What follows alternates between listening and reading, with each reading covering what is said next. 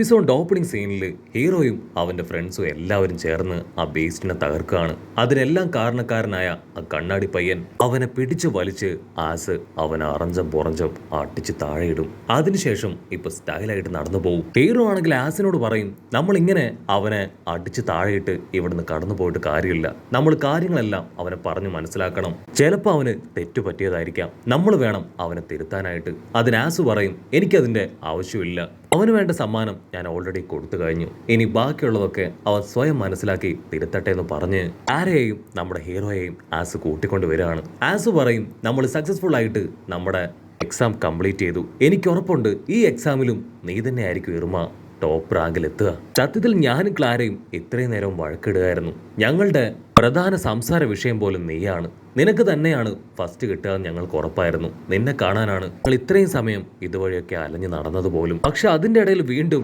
ഇവള് score earn ചെയ്യാനായി കാട്ടിലേക്ക് വന്നത് ഞാൻ അറിഞ്ഞില്ല. എന്തായാലും കുഴപ്പമില്ല, മത്സരത്തിന്റെ റിസൾട്ട് വരുമ്പോ ഞങ്ങളുടെ ഒക്കെ പ്രതീക്ഷ നിന്നിൽ തന്നെയാണ്. തൽക്കാലം നമുക്കിപ്പോ ഈ ഒരു സ്ട്രെസ് ഒക്കെ കുറയ്ക്കാൻ പാർട്ടിയും ഡാൻസും ആയിട്ടൊക്കെ അടിച്ചു പൊളിക്കാന്ന് പറയും. അതിന് ഹീറോയും നമ്മുടെ ക്ലാരയും ഒക്കെ പറഞ്ഞ് അവരാണെങ്കിൽ ബാക്കിയുള്ള ഗേൾസിനോടും ആ വോൾഫിനോടും ഒക്കെ ടാറ്റാ ബൈ ബൈ പറഞ്ഞ് ഒക്കെ പറഞ്ഞ് അവിടുന്ന് കടന്നു വരും. അവിടുന്ന് അങ്ങനെ ബ്ലാക്ക് ഔട്ട് ചെയ്ത ഇപ്പൊ കണ്ണാടിപ്പയനെ കാണിക്കും. അവനാണെങ്കിൽ ഭയങ്കര കുറ്റബോധം, ചെയ്ത തെറ്റൊക്കെ അവന് മനസ്സിലാവും. ഞാൻ ചെയ്തത് വലിയ തെറ്റാണ്, എന്നെ കൊണ്ട് യാതൊരു യൂസും ഇല്ലാന്ന് പറഞ്ഞ് അവൻ കളക്ട് ചെയ്ത പോയിന്റ്സ് എല്ലാം അവന്റെ ടീം പാർട്ട്ണറിന് കൊടുക്കുകയാണ്. എനിക്കിനി ഈ പോയിന്റ്സ് കൊണ്ട് യാതൊരു പ്രയോജനവും ഇല്ല, സോ എൻ്റെ ഈ മുഴുവൻ പോയിന്റ്സും അത് നിനക്കെടുക്കാമെന്ന് പറഞ്ഞ് അവനത് അവന്റെ പാർട്ട്ണറിനെ ഏൽപ്പിക്കും. പാർട്ട്ണറിനാണെങ്കിൽ വിശ്വസിക്കാനായിട്ട് കഴിയില്ല, നീ എന്തായി പറയണേ, ഇതില് നിന്റെ കഷ്ടപ്പാടാണ് കൂടുതൽ, സോ ഇതില് പകുതി മുക്കാലും നിനക്ക് അവകാശപ്പെട്ടതാണ്. ഇവിടെ ലീക്ക് ആണെങ്കിൽ ഇപ്പോഴും അവന്റെ വിഷമം അത് സഹിക്കാനായിട്ട് പറ്റില്ല, കാരണം അവൻ കരുതിയതുപോലെ നല്ല പോയിന്റ്സ് ഒന്നും അവന് സ്കോർ ചെയ്യാനായിട്ടില്ല. ഹീറോ ആണെങ്കിൽ പറ്റും പോലെ അവനെ ആശ്വസിപ്പിക്കും. ആ സമയമായിരിക്കും ഒരു ടീച്ചർ അവിടേക്ക് വരിക. ടീച്ചർ അവിടേക്ക് വന്ന് അവരെക്കുറിച്ച് എല്ലാവരെ കുറിച്ചും ചോദിക്കാനും ഡീറ്റെയിൽസ് കളക്ട് ചെയ്യാനും തുടങ്ങും. അതേസമയം തന്നെ ആ മാസ്ക് മാൻ പയ്യൻ അവനെക്കുറിച്ചുള്ള ചില കാര്യങ്ങളും ടീച്ചർ അവനോട് പറയും. അതിനുശേഷം ജാസും ആ മാസ്ക് മാനും അവർ കളക്ട് ചെയ്ത എല്ലാ പോയിന്റ്സും ടീച്ചേഴ്സിന്റെ അടുത്തേക്ക് കൊണ്ടുവരികയാണ്. മാസ്ക് മാനും ഇപ്പോൾ ഉള്ളിൽ കുറ്റബോധമുണ്ട്. ജാസിന്റെ കൂടെ ചേർന്ന് അവനും ഒരുപാട് പോയിന്റ്സ് അത് അടിച്ചു മാറ്റിയിരുന്നു. പക്ഷെ ജാസിനാണെങ്കിൽ വലിയ കുറ്റബോധമൊന്നുമില്ല. അവൻ ടെന്റിലേക്ക് പോയി അവന്റെ ടീംമേറ്റ്സുമായിട്ട് ഡിസ്കസ് ചെയ്ത് അവർ എത്ര പോയിന്റ്സ് കളക്ട് ചെയ്തു എന്ന് പരസ്പരം ചോദിച്ചു മനസ്സിലാക്കും. ഇവിടെ ആ ടീച്ചറാണെങ്കിൽ ഓരോരുത്തരും കളക്ട് ചെയ്ത പോയിന്റ്സ് അത് കൗണ്ട് ചെയ്യാണ്. അതിനുശേഷം ഓരോ സെന്റേഴ്സിലുള്ള ടീച്ചേഴ്സിനോട് അത് ഡിസ്കസ് ചെയ്യും. ഓൾമോസ്റ്റ് എല്ലാവരുടെയും തന്നെ പോയിന്റ്സ് ഇതിനോടകം കൗണ്ട് ചെയ്ത് കഴിഞ്ഞു. പക്ഷെ ഇപ്പോഴും ഹീറോയും ലീയും അവർ രണ്ടുപേരും അവിടേക്ക് എത്തിയിട്ടില്ല.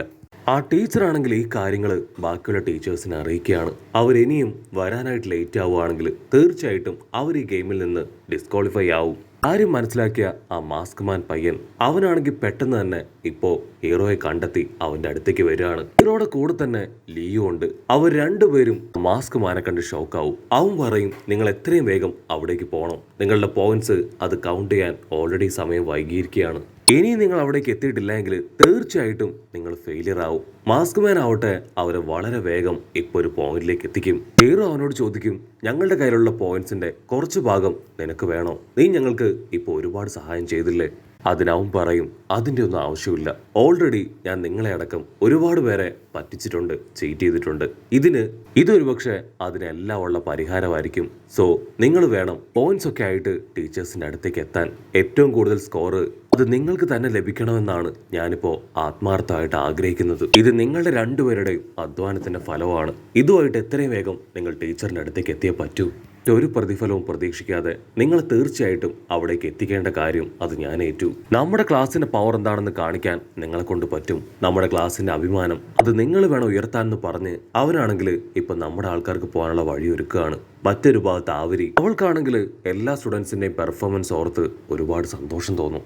ആ പോയിന്റ് കൗണ്ടിങ് സെന്റർ കാണിക്കും. അവിടെയാണെങ്കിൽ ഇപ്പോഴും ഓരോ സ്റ്റുഡൻസ് അവരുടെ പോയിന്റ്സ് കൗണ്ട് ചെയ്തുകൊണ്ടേ ഇരിക്കുകയാണ്. പല പല ക്ലാസ്സുകാർ തമ്മിലുള്ള വലിയൊരു വാശിയുടെ മത്സരത്തിന്റെ ഒക്കെ റിസൾട്ട് അറിയാൻ പോകുന്ന സമയമാണ്.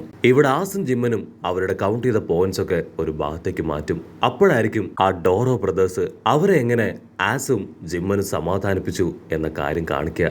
ആക്ച്വലി അവർ രണ്ടുപേരെയും ആസും ജിമ്മനും അവരുടെ ടീമിലേക്ക് വിളിച്ചതാണ്. പക്ഷെ അവരാണെങ്കിൽ വീണ്ടും വീണ്ടും മത്സരത്തിന് വേണ്ടി റിക്വസ്റ്റ് ചെയ്തുകൊണ്ടേയിരുന്നു. അത് മനസ്സിലാക്കിയ ആസും ജിമ്മനും അവരെ കൺവിൻസ് ചെയ്ത് നിങ്ങൾക്ക് ആവശ്യമായിട്ടുള്ള കാര്യങ്ങൾ ഞങ്ങൾ തരാം, പ്രധാനമായിട്ട് നിങ്ങളുടെ ആവശ്യം നിങ്ങളുടെ മാസ്റ്റർ തിരികെ കിട്ടുക എന്നതല്ലേ? ഉറപ്പായാലും നിങ്ങൾക്ക് നിങ്ങളുടെ മാസ്റ്റർ തിരികെ കിട്ടും. അതിനുവേണ്ടിയാണ് നിങ്ങൾ കഷ്ടപ്പെട്ട് ഞങ്ങളുമായിട്ട് വീണ്ടും വീണ്ടും മത്സരിക്കണം എന്ന് ആഗ്രഹിക്കുന്നതെങ്കിൽ അതിൻ്റെ ആവശ്യമില്ല. നിങ്ങളുടെ മാസ്റ്ററിനെ ഞങ്ങൾ തിരികെ തരുമെന്ന് പറഞ്ഞ് അവരെ വിശ്വസിപ്പിച്ചാണ് അവരെ ഇവിടേക്ക് കൂട്ടിക്കൊണ്ടു വന്നത്. അക്യുമുലേറ്റ് ചെയ്ത പോയിന്റ്സ് ഒക്കെ വീണ്ടും രണ്ടാമതും കൗണ്ട് ചെയ്യുമ്പോഴായിരിക്കും ഇപ്പൊ നമ്മുടെ ജിമ്മനാണ് ഹൈ സ്കോർ കിട്ടിയിരിക്കുന്നത്, 45,500 പോയിന്റ്സ്. ഡോറോ ബ്രദേഴ്സിനാണെങ്കിൽ അത് കിട്ടും വലിയൊരു ഷോക്ക് ഉണ്ടാവും. അവർക്ക് കിട്ടിയിരിക്കുന്നത് വെറും 37,100 പോയിന്റ്സ് മാത്രമാണ്. അവിടുന്ന് അങ്ങനെ സീൻ ബ്ലാക്ക് ഔട്ട് ചെയ്ത് ഇപ്പൊ കുറുമയെ കാണിക്കും. അവളാണെങ്കിൽ ഹായ് ആയിട്ട് അവളുടെ സപ്രപഞ്ചത്തിൽ ഇരിക്കുകയാണ്. ചുറ്റും അവളുടെ കൺട്രോളിൽ കൊണ്ടുവന്ന ഒരുപാട് ബീസ്റ്റുകൾ. ഒരുപാട് വിഷമം, കാരണം 38,600 പോയിന്റ് മാത്രമേ അവൾക്ക് അക്യുമുലേറ്റ് ചെയ്യാൻ കഴിഞ്ഞുള്ളൂ. അതുകൊണ്ട് അവൾ തീർച്ചയായിട്ടും ജയിക്കാൻ പോകുന്നില്ല എന്നവൾ മനസ്സിലാക്കും. മാത്രമല്ല, അവൾ ആഗ്രഹിച്ച കാസ്റ്റിൽ അത് അവൾക്ക് സ്വന്താക്കാൻ പറ്റുമോ എന്നുള്ള കാര്യത്തിലും അവൾക്ക് ഒരുപാട് സംശയം തോന്നും. ചുറ്റും ഉണ്ടായിരുന്ന ആ ബീസ്റ്റുകളെല്ലാം അവളെ സപ്പോർട്ട് ചെയ്യും. മാഡം ടെൻഷൻ ആവേണ്ട ആവശ്യമില്ല, എന്ത് വില കൊടുത്തും ആ കാസ്റ്റിൽ നമ്മൾ പിടിച്ചെടുക്കും. എക്സ് പെണ്ണാണെങ്കിൽ 22,500 പോയിന്റ്സ് ആയിരിക്കും നേടിയിട്ടുണ്ടാവുക. അവളുടെ കൂടെയുള്ള മോങ്ങ പെണ്ണിനും പോയിന്റ്സ് തന്നെയാണ്. അവരാണെങ്കിൽ ഒരുപാട് വിഷമത്തിൽ പൊട്ടിക്കരയും. അതേസമയം കാസ്റ്റിലാണെങ്കിൽ അവിടെയുള്ളവരെല്ലാവരും കളക്ട് ചെയ്ത പോയിന്റ്സ് ആ ചുന്ദരന് കൊടുക്കുകയാണ്. അവൻ ആ പോയിന്റ്സ് കിട്ടിയ അവരെ എല്ലാവരെയും ആ കാസ്റ്റിൽ കഴിയാൻ അനുവദിക്കും എന്ന ചിന്തയിലാണ് അവർ ആ പോയിന്റ്സ് അവനെ ഏൽപ്പിക്കുന്നത്. അവനാണെങ്കിൽ ഒരുപാട് അത്ഭുതം തോന്നും, കാരണം ഇത്രയും പോയിന്റ്സ് അത് അവന് കിട്ടുമെന്ന് അവൻ ഒരിക്കലും കരുതിയതല്ല. സോ ചുന്ദരക്കുട്ടപ്പനും ആ സ്പൈഡർ തലേനും അവർ രണ്ടുപേരും കിട്ടിയ പോയിന്റ്സ് എല്ലാം ഒരുപോലെ വീതിച്ചെടുക്കും. 32,300 അതായിരിക്കും രണ്ടുപേർക്കും കിട്ടിയ പോയിന്റ്സ്. അതിനുശേഷം ആ മാസ്ക് മാന്റെ പോയിന്റ് അത് കൗണ്ട് ചെയ്യും. 12,800 ആണ് അവൻ ആകെ മൊത്തം കിട്ടിയിരിക്കുന്നത്. ഇനി അവശേഷിക്കുന്നത് 2 പേരുടെ പോയിന്റ്സ് മാത്രമാണ്. ആസ് ആണെങ്കിൽ ഉച്ചത്തിൽ പറയും ലെജൻഡറി ലീഫ് അതിനെ ഇൻട്രൊഡ്യൂസ് ചെയ്യാൻ സമയമായി. ലീയും നമ്മുടെ ഹീറോയും അവർ രണ്ടുപേര് ഹാപ്പി ആയിട്ട് അവർ കളക്ട് ചെയ്ത സാധനങ്ങൾ ആ പോയിന്റിലേക്ക് കൊണ്ടുവരുന്നതോട് കൂടെ ഈ ഒരു എപ്പിസോഡും അവസാനിക്കുന്നു.